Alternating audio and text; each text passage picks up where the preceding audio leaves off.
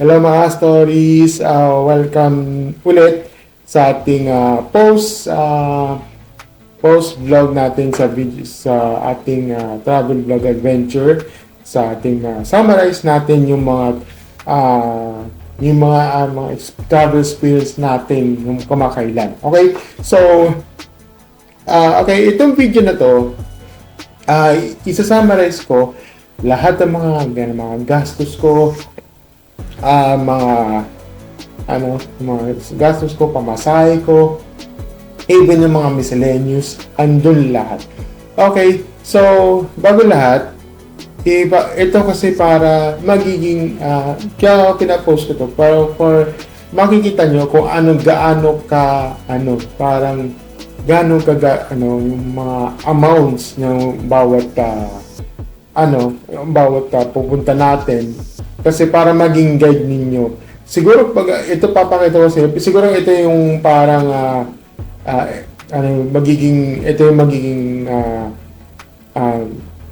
itong gagastusin nyo just in case magiging ready na kayo sa mga upcoming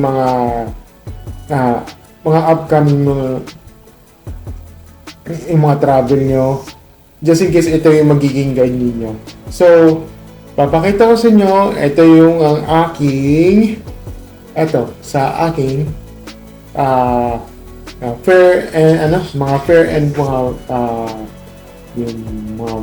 transpo foods ko nandito.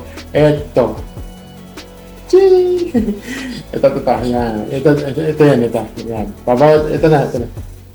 Yan. Nasa medyo right side ng sa screen nyo. So medyo malaki na yan. So ito yung ganito. Okay, ito yung summary of transport and foods. So yung fare natin and overall is 2,539. Ano yan, back and forth na yun, kasama na yung post yung pagbalik. Sinama ko na rin yun. Okay, para sa sa kaalaman niyo. Hotel, kasama na yon sa mga day 1, day 2, day 3. Medyo sinasama ko na rin yun kasi para maging transparent tayo. Tapos yung foods naman, yung 1,100, ito yung foods. Ito yung yung kasama na yung breakfast, lunch, dinner, pati yung mga merienda natin, yung mga pasalubong like ito, yung mga ganito. Yung mga cheese bar, meron peanut butter, ganyan. Yan yung mga even yung mga pasalubong, yan just ganun. At saka yung mga miscellaneous, yung mga katulad yung yung meron kasing entrance fee like yung sa Mines View. 10 pesos yung entrance kasi environmental fee. Meron kasi sa CR, meron kasi yung hinuhulog na which is, meron kasi 5 pesos, may 10 pesos, meron kasi 20 pesos sa so far, so forth. Meron kasi, at saka yung utilities, yung naman yung parang, yung katulad ng payong, katulad nito, yung payong yung pinakita ko na dati, kasi sinama ko na rin yan. So, ang total niya is 265.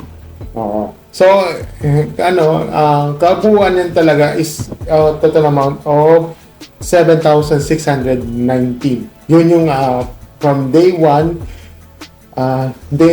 to hanggang sa pagbalik dito, day 3 na pagbalik plus 1. Yun. And yan yung aking transpo natin. Just in case kung gusto niyo ito yung magiging gastos ko. So in the future, kung gusto niyo gawin yung ginawa ko na, for example, from Manila to Dagupan, Baguio, ganyan. Make sure na mayroon kayong sapat na budget. Okay? So ito yung ginastos ko. Siguro depende sa yung budget mo. Pwedeng 10,000 or 12,000 as long as diba? Baka sabihin, bakit ang grabe naman, mahal naman yan. Yes. Mahal naman talaga. At saka aminado ako, medyo kasama na yun sa cross-cutting. Pag sinabing cross-cutting, imbis na dadaan ng isang lugar, For example, ito, from Baguio, dapat dumaan ka sa Santa Cruz. Hindi madadaan kasi may schedule yan. 3:15, ang aaksayin pa ng oras ng ganun eh. Yung aaksayin pa ng oras na Google mo, sayang lang. Kasi pag 3:15 yan, ng alis mo, aabutin ka pa ng madaling araw nun. Ganyan nangyayari yan. Buti na lang, kaya no choice ako, nag-cross-cutting na lang ako. Which is, medyo magastos, pero kailangan talaga kasi na-access yung oras ko dun. At saka, yung sa, medyo na-access, kahit yung umpisa pa lang, medyo na-access, gandun pa lang ako, 5 o'clock na agad eh. Oh my God, sabi ko PTX, tapos pagdating ko, cancel na, patay. Tapos nagkaroon ng 8, tapos yung schedule na 8 AM? Oh my God. Hindi, pupunta na ako kasi, Google na naman ako ng maraming oras. Hindi, pupunta na lang ako sa, sa Pasay, yun, talaga, hourly yun, okay yun, pwede, hourly yun. Tapos, pumunta na ako sa, hanggang sa Dagupan, yun. Tapos, hanggang sa, na parang kinakap ako, minsan nagtatanong ako, medyo, karamihan sa mga, sa mga Pangasinan. Shoutout to sa inyo, sa mga Pangasinan dyan, mga Bayambang, mga, sa, Carmen dyan. Medyo aggressive kayo lahat. Ito totoo lang. Nakikita ko kahit sa mga, sa mga tricycle dyan. Oy! Shoutout sa inyo mga sa tricycle na. May sumigaw dyan eh. Shoutout! Shoutout! Yung gumaganin ako. Yung hawak-hawak ka to. Kaya papakita ko sa inyo. Ito yung hawak-hawak ko yan. Ganito yung yung ganyan. Paano ba to? Basta ganyan, ganyan. Tapos, iikutin ba yan? Basta may ganyan ako. Basta ganito, yung parang, basta may ginawa ko ganyan. Ito kasi yung ginawa ko, yun yeah. Diba yung ganyan, yun. Tapos may sumigaw na, shoutout! Ganyan. Papakita nga dito sa may vice ko, nandito. Nandito yun. Okay, so, yun. Shoutout sa inyo sa taga dyan, Bayambang, Pangasinan. Diyan kasi yung childhood, parang childhood place yung father ko. So, ako rin, childhood, ako doon sa provincial, di ba? So, diyan, parang doon ako, parang nandun ako na-experience, kumbaga. Experience ko yung yung lugar. Yan. Same thing sa Zambales. Yung sa Zambales naman kasi, hindi ko gaano na kasi na magabi na at saka medyo alanganin na sa oras. Kasi alam mo naman tinatawagan na ako kasi exceeded na yung days ko. At yun nga yan, kailangan talaga ako umuwi na talaga na di ba? Yan, at yan. Yan, tapos tapos dapat maging wise kayo sa pag hindi kasi lahat ang daming ang daming modern jeep ngayon, medyo mahal. Ganun. Kung gusto niyo kasi karamihan sa mga yung UB Express na yung mga sakayan doon. Iba yung kasi medyo may kamahalan. Siguro maabot na 50 pesos, mayroon 50, depende sa yung ruta niyo. Kasi yung ruta kasi medyo punta ng Manawag, pupunta ng sa bayan, ganyan. Ang dami kasi at saka sa shoutout pala sa Dagupan. Medyo agresibo kayo sa pagtawag Ano, boss, tricycle, tricycle. Eh, hindi, no, tricycle. Kahit din sa, sa, Mines View. Shoutout sa inyo, mga, sa Mines View. Oh. Buti hindi sila, tsaka, bihira ko na, hindi ko sila tinutok yung, yung mga, alam mo sa Mines View, di ba merong aso, may, Saint Bernard, meron kasi yung, meron kasi doon na, mayroong kabayo doon na, hindi ko tinutok, kasi, bayad yan. Hindi ko tinutok, bahala kayo dyan. Kasi, for picture taking video, medyo may bayad eh. Hindi ko na tinutok, bahala kayo dyan. Ano gagawin ko sa condo? Babad ako para yung condo. Huwag na. Tapos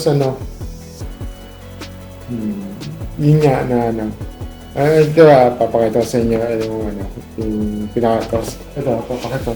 Wait lang ito yung yung kasoy. Kasoy, peanut retail. Tsaka ito kinain ko yung yung cheese bar. Yung ginitsual. Medyo kailangan gutom ako. Kinain ko yung dalawa. Pero sarap sarap yung cheese bar nila. Pero yun nga lang, bihira-bihira na. Siguro lang ang kakainin ko, dalawa o dalawa lang. Kasi pag dinami ako, umay na yun. Kasi cheese kasi hindi ko man natatry yun yung tao na strawberry, yun. Tsaka meron pang iba na yung bibili ka ng strawberry doon. Kasi ang dami kong dala. Pangalawa, wala naman akong sasakyan. Uy, speaking of sasakyan, sana man pag umabot ng pag umabot ng 100k subs, tapos katulad sinabi ko na 100k subs tapos 1k na likes. Parehas yun ang 1k likes tsaka 100,000 na subs. Try gagawin kong magta-travel vlog pero live stream na. Magla-live stream na ako tapos alam mo yung live stream na ako tapos communication tayo sa live chat. For example, mula Manila to Baguio, live stream tayo mula umaga hanggang magdamag ganun. Magdamag yan. Tapos interacting tayo doon sa live chat, 'di ba? Nagagawa parang yung ginagawa ng mga Twitch na yung mga na vlogger doon na pero Twitch yung gamit. Dito YouTube eh. 'Di ba? Ayun, sana suportahan niyo ako. Hindi ko naman kailangan hindi naman kailangan yung mga yung pag-donation. Ang kailangan ko lang dito is suporta sa inyo. Kasi since ngayon, this day, 2 subs lang ako, sana mag-boom yung aking viral. Pero pagpasensyahan ko lang sa ginagawa ko kasi minsan hindi ako professional na vlogger. I hope na gagawin ko lahat para ma-improve yung sarili ko at sa mga content ko, mga videos ko para sa inyo lahat.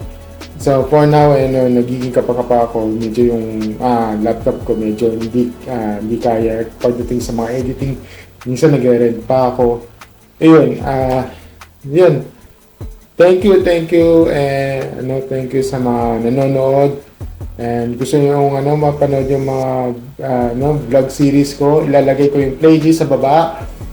Yung gusto nyo panoorin at gusto nyo manood yung ibang videos, don't forget to like, share, and subscribe sa ating channel and click yung notification bell dito sa baba. Thank you and see you on the next video. Bye! Thank you.